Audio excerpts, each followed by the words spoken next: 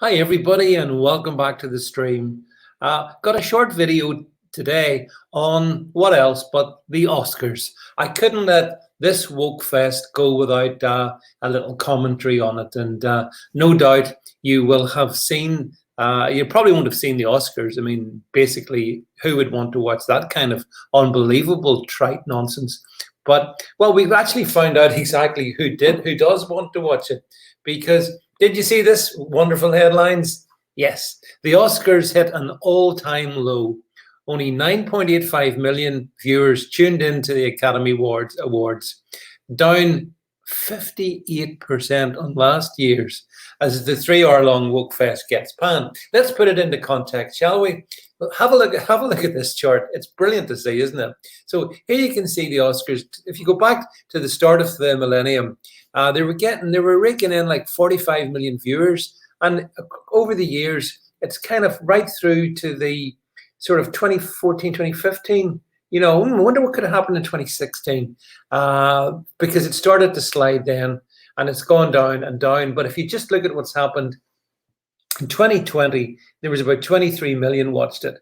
And then just 2 nights ago, for the first time ever, we had under 10 million people watching it. And those were probably all based in New York and LA, basically. The rest of the country was not watching the Oscars. Nobody was turning in. The ratings plunge. And yet, having said all that, of course, the likes of the media were bigging it up, and they were doing they were going through the pretense that this is something people are interested in. But there's a reason why people weren't watching the Oscars. And not just the fact that there's not been any movies for the last year or so worth talking about, but to do with stuff like this. Let's just look at this for 1 second. The awards host, Regina King, kicked off the event by hailing the conviction of Derek Chauvin for the murder of George Floyd. A director, Travon Free, showed off his jacket with the names of Black people killed by the police.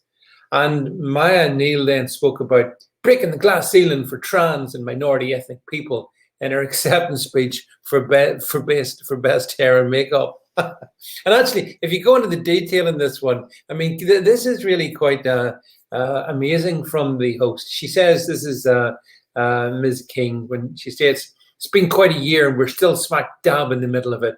We're mourning the loss of so many. And I have to be honest, if things had been gone differently this past week in Minneapolis, I might have traded in my heels for marching boots." Well, let me tell you something. The viewers, they weren't marching, they were turning you off. Nobody cares about your BLM activism. And so it's really quite interesting. The Hollywood establishment, which of course we all know is rotten and evil to the core, it shouldn't really surprise us that when they become even more woke and they choose to use a performance, an occasion which should be theoretically about entertainment, and they want to politicize it, and they want to make it about BLM, and they want to make it about George Floyd, that people aren't watching. But it's not just the Oscars. Have a look at this. NBA ratings are back around about 34%. Over social justice messages. Yeah, they're so busy virtue signaling their support, these big corporations, because that's what they are, for BLM, that they forget that that's isolating about at least half the audience that normally watches these things. But do they care? I'm not really sure that they do. And in case you think, oh, well, that's all over in the States and that would never happen here. Did you see this?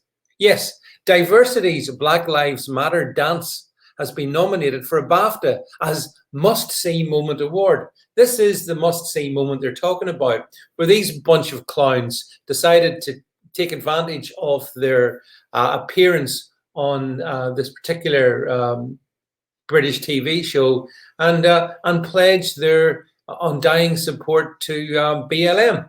And again, just so we're really clear in this one, this was the most complained about TV show. This episode, with them doing their little homage to BLM and to George Floyd, was the most complained about TV show of 2020.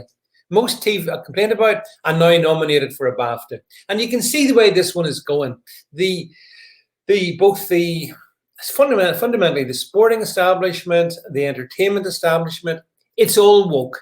It's all bending over backwards to support politicized causes, which BLM is. Now, if people want to support BLM, that's their choice. But you don't have the right to shove it down our throat when we're watching a sporting occasion, when we're watching an entertainment show, or when we're watching a movie or indeed a program handing out awards for movies. You don't get that right. And when you do it, what happens is what you've seen at the Oscars. Ratings are back by 58%. America and the world is saying enough. Will that stop them? I don't think so. I don't think these people are remotely interested. They want to virtue signal at every cost.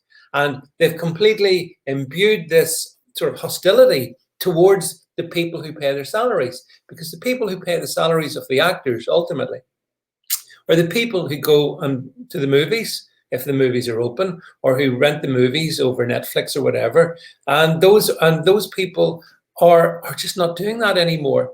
So one of the pluses about COVID-19, I guess, is it's helped expose the fraudulent entertainment business, the corrupted, politicized mindsets involved by many of those. And so therefore, the fact that we're all turning off, I think, is really good news.